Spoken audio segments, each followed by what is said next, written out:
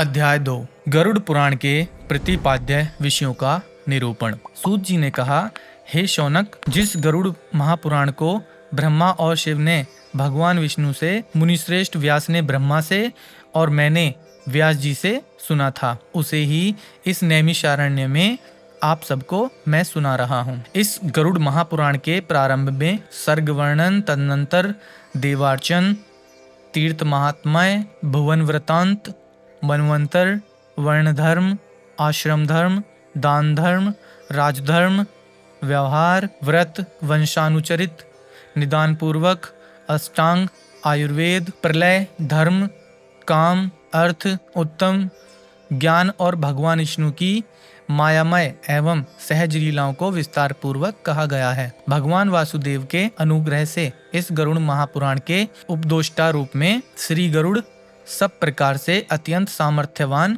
हो गए हैं और उसी के प्रभाव से उन्हीं के वाहन बनकर वे सृष्टि, स्थित तथा प्रलय के कारण भी बन गए हैं। देवों को जीतकर अपनी माता को दासता से मुक्त कराने के लिए अमृत प्राप्त करने में भी उन्होंने सफलता प्राप्त की। जिन भगवान विष्णु के उदर में संपूर्ण ब्रह्मांड विद्यमान है, उनकी क्षुधा को भी उन्होंने अपनी भक्ति से शांत किया।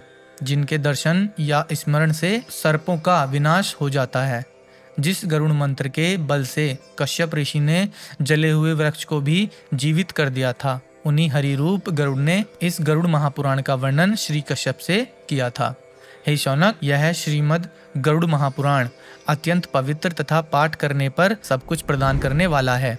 व्यास जी को नमस्कार करके मैं यथावत उसे कह रहा हूँ, आप सब उसको सुने। अध्याय 3 सृष्टि वर्णन। रुद्र जी बोले, हे जनार्दन, आप सर्ग प्रतिसर्ग, वंश, मनवंतर एवं वंशानुचरित इन सब का विस्तार पूर्वक वर्णन करें। श्री हरि ने कहा, हे रुद्र, सर्ग आदि के साथ ही पापों का नाश करने वाली सृष्टि, स्थित एवं प्रलय रूप भगवान विष्णु की सनातन क्रीड़ा का अब मैं वर्णन करूंगा, उसको आप सुने।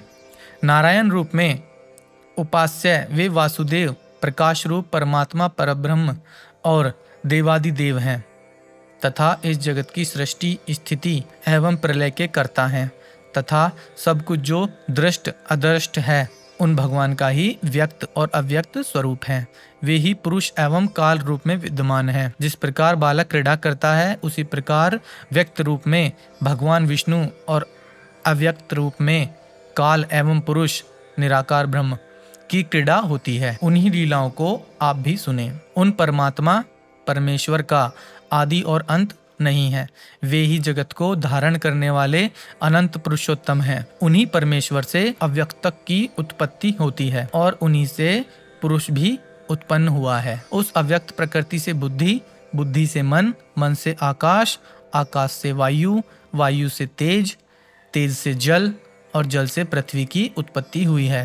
हे रुद्र, इसके पश्चात हिरण्मय अंड उत्पन्न हुआ। उस अंड में वे प्रभु स्वयं प्रविष्ट होकर जगत की सृष्टि के लिए सर्वप्रथम शरीर धारण करते हैं। तदनंतर चतुर्मुख ब्रह्मा के रूप में शरीर धारण रजोगुण के आश्रय से उन्हीं देव ने इस चराचर विश्व की सृष्टि की है। देव, असुर एवं मनुष्यों सहित यह संपूर्ण जगत उसी अंड में विद्यमान है। वे ही परमात्मा स्वयं ब्रह्मा के रूप में जगत की संरचना करते हैं, विष्णु रूप में जगत की रक्षा करते हैं और अंत में संहर्ता शिव के रूप में वे ही देव संहार करते हैं। इस प्रकार एकमात्र वे ही परमेश्वर ब्रह्मा के रूप में सृष्टि, विष्णु के रूप में पालन और कल्पांत के समय रुद्र के रूप में संपूर्ण जगत को विनष्ट करते हैं। सृष्टि के समय वे ही वराह का रूप धारण करके अपने दांतों से जलमग्न पृथ्वी का उद्धार करते हैं। शंकर संक्षेप में ही देवादि की सृष्टि का वर्णन कर रहा हूँ, आप उसको सुने। सबसे पहले उन परमेश्वर से महतत्व की सृष्टि होती है। वह महतत्व उन्हीं ब्रह्मा का विकार है। पंच तंत्र मात्राओं, पंच तन्मात्राओं रूप, रस, गंध, स्पर्श और शब्द की उत्पत्ति से युक्त द्वितीय सर्ग है। उसे भूत सर्ग कहा जाता है। इन पंच तन्मात्राओं से पृथ्वी, जल, तेज, वायु तथा आकाश रूप में महाभूतों की सृष्टि होती है। तीसरा वैकारिक सर्ग है। इसमें कर्मेंद्रियां एवं ज्ञानेंद्रियों की सृष्टि आती है। इसलिए इसे ऐन्द्रिक भी कहा जाता है। इसकी उत्पत्ति बुद्धिपूर्वक होती है। यह प्राकृत सर्ग है। चौथा सर्ग मुख्य सर्ग है।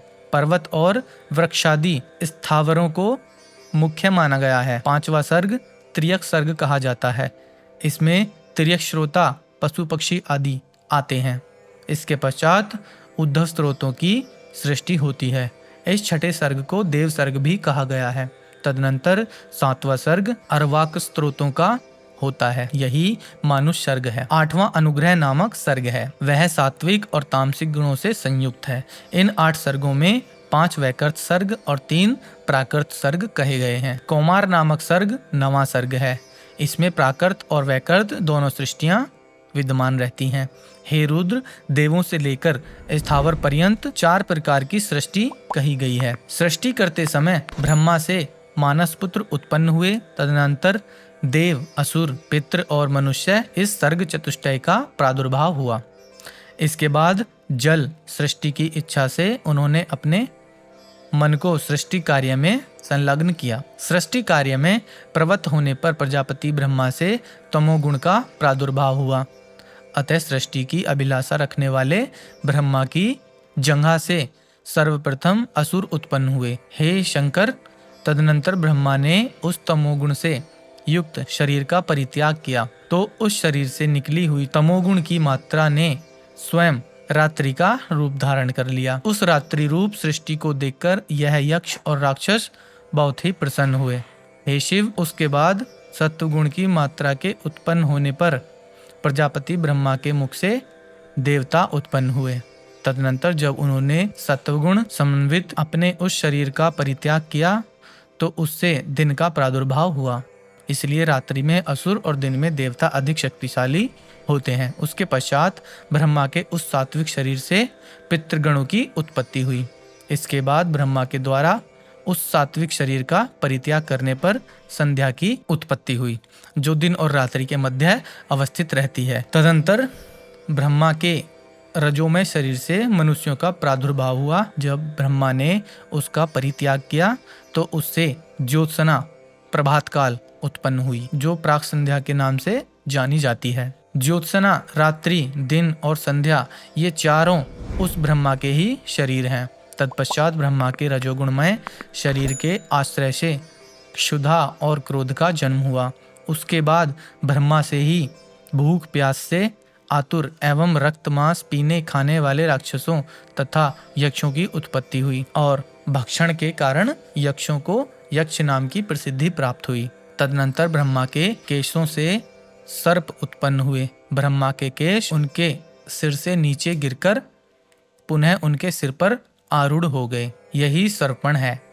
इसी सर्पण के कारण उन्हें सर्प कहा गया। उसके बाद ब्रह्मा के क्रोध से भूतों का जन्म हुआ, इसलिए इन प्राणियों में क्रोध की मात्रा अधिक होती है। तदनंतर ब्रह्मा से गंधर्वों की उत्पत्ति हुई। गायन करते हुए इन सभी का जन्म हुआ था, इसलिए इन्हें गंधर्व और अप्सरा की ख्याति प्राप्त हुई। उसके बाद प्रजापति ब्रह्मा के वक्ष स्थल से स्वर्ग और भूलोक उत्पन्न हुआ। उनके मुख से अज, उदर भाग से तथा पार्श्व भाग से गौ, पैर भाग से हाथी सहित अश्व, महिषी, ऊंट और भेड़ की उत्पत्ति हुई। उनके रोमों से फूल, फल एवं औषधियों का प्रादुर्भाव हुआ।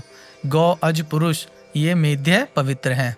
घोड़े, खच्चर और गधे ग्राम्य पशु कहे जाते हैं। अब मुझसे वन्य पशुओं को सुनो। इस वन्य जातुओं में पहले श्रापद हिंसक पशु, दूसरे 2 खुरों वाले, तीसरे हाथी, चौथे बंदर, 5वें पक्षी, छठे कच्छपादी जलचर और 7वें सरीसृप जीव उत्पन्न हुए हैं। उन ब्रह्मा के पूर्वादि चारों मुखों से श्रक, यजुष, साम तथा अथर्व इन 4 वेदों का प्रादुर्भाव हुआ। उन्हीं के मुख से ब्राह्मण, भुजाओं से क्षत्रिय, उरु भाग से वैश्य तथा पैरों से शूद्र उत्पन्न हुए। उसके बाद उन्होंने ब्राह्मणों के लिए ब्रह्मलोक, क्षत्रियों के लिए इंद्रलोक, वैश्यों के लिए वायुलोक और शूद्रों के लिए गंधर्व लोक का निर्धारण किया। उन्होंने ही ब्रह्मचारियों के लिए ब्रह्मलोक, स्वधर्मनिरत गृहस्थ आश्रम का पालन करने वाले लोगों के लिए प्रजापत्य लोक, वानप्रस्थाश्रमियों के लिए सप्तऋषि लोक और सन्यासी तथा इच्छानुकूल सदैव विचरण करने वाले परम तपोनिधियों के लिए अक्षय लोक का निर्धारण किया। अध्याय 4 मानस सृष्टि वर्णन। दक्ष प्रजापति द्वारा मिथुन धर्म से सृष्टि का विस्तार। श्री हरि ने पुनः कहा, हे रुद्र, प्रजापति ब्रह्मा ने परलोक में रहने वाली मानस प्रजाओं की सृष्टि के अनंतर सृष्टि विस्तार करने वाले मानस पुत्रों की सृष्टि की। उनसे धर्म, रुद्र, मनु, सनक, सनातन, भृगु, संत कुमार, रुचि, श्रद्धा, मरीचि, अत्रि, अग्निरा, पुलस्य, पुलह, क्रतु, वशिष्ठ और नारद का प्रादुर्भाव हुआ। साथ ही बर्हिषद, अग्निश्वात, क्रायवाद, आज्यप, सुकालिन, उपहु एवं दीप्य नामक 7 पितृगण उत्पन्न हुए। इन बहिर्षदादि सप्त पितृगणों में प्रथम 3 पितृगण अमूर्त रूप और शेष 4 मूर्तिमान हैं। कमल योनि ब्रह्मा के दक्षिण अंगूठे से ऐश्वर्य संपन्न दक्ष प्रजापति और वाम अंगूठे से उनकी भार्या का जन्म हुआ।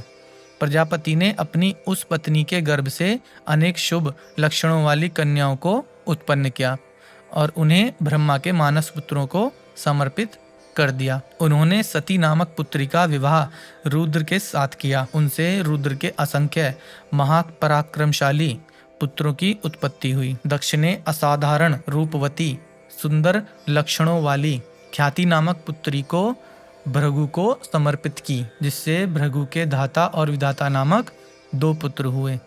उसी ख्याति से भगवान नारायण की जो श्री नामक पत्नी है, उनकी भी उत्पत्ति हुई। उन्हीं श्री के गर्भ से हरि ने बल और उन्माद नामक 2 पुत्रों को उत्पन्न किया है। महात्मा मनु के अयाति और नियति नाम वाली 2 कन्याएं हुई, जिनका विवाह भृगुपुत्र धाता और विधाता के साथ हुआ। उन दोनों से एक एक पुत्र का जन्म हुआ। अयाति के गर्भ से धाता ने प्राण और नियति के गर्भ से विधाता ने मृकुंडु को उत्पन्न किया।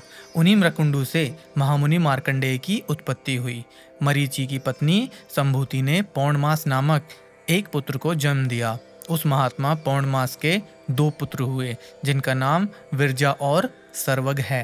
दक्ष कन्या स्मृति से अनेक पुत्र और सिनी वाली कुहू, राका तथा अनुमति नामक 4 कन्याओं को जन्म दिया। अनसुईया ने अत्रि से चंद्रमा, दुर्वासा एवं योगी दत्तात्रेय नामक 3 पुत्रों को उत्पन्न किया। पुलस्त्य की पत्नी प्रीति से दतौली नामक पुत्र हुआ। प्रजापति पुलह की पत्नी क्षमा से कर्मश, अर्थवीर तथा सहिष्णु नामक 3 पुत्र उत्पन्न हुए। क्रतु की पत्नी सुमिति से 60,000 बालखिल्य ऋषियों की उत्पत्ति हुई।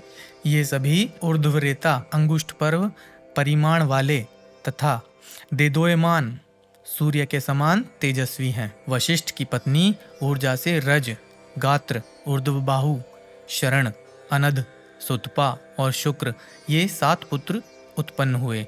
ये सभी सप्तऋषि थे। हे हर, उस दक्ष प्रजापति ने शरीरधारी अग्नि को स्वाहा नामक पुत्री प्रदान की। उस स्वाहा देवी ने अग्निदेव से पावक, पवमान तथा शुचि नामक ओजस्वी 3 पुत्रों को प्राप्त किया। दक्ष कन्या स्वधा ने पितरों से मेना तथा वैतरणी नामक 2 पुत्रियों को जन्म दिया। वे दोनों कन्याएं ब्रह्मवादिनी थीं। मेना का विवाह हिमाचल के साथ हुआ।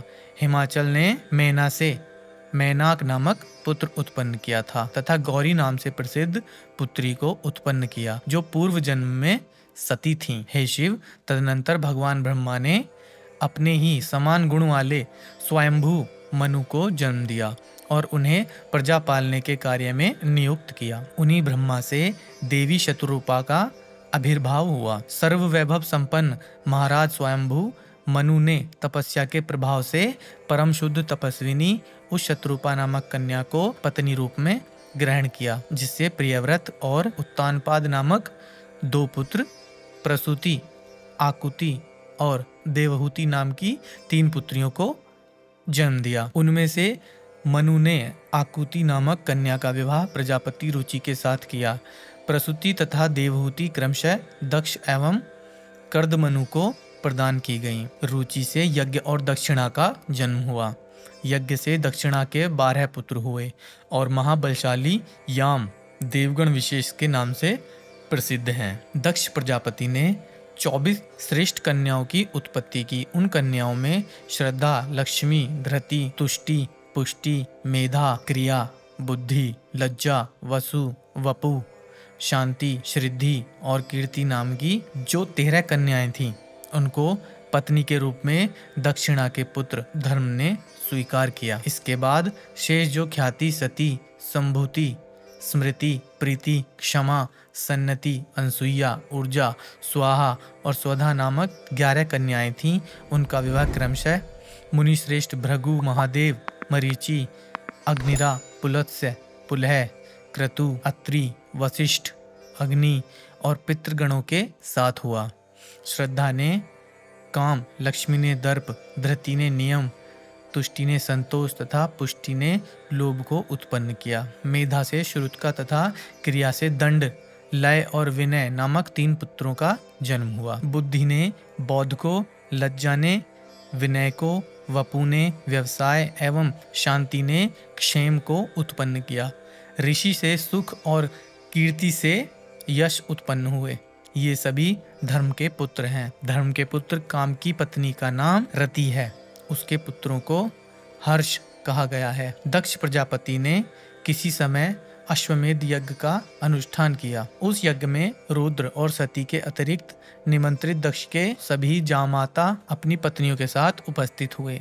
ऐसा देखकर बिना बुलाए ही सती भी उस यज्ञ में जा पहुंची, किंतु वहां अपने पिता दक्ष के द्वारा किए गए तिरस्कारपूर्ण व्यवहार को देखकर उनसे न रहा गया और उन्होंने वहीं पर अपने प्राणों का परित्याग कर दिया। वे ही सती पुनः हिमालय से मेना के गर्भ में से उत्पन्न हुई और गौरी के नाम से प्रसिद्ध होकर शंभु की पत्नी बनी। तदनंतर उनसे गणेश और कार्तिकेय हुए।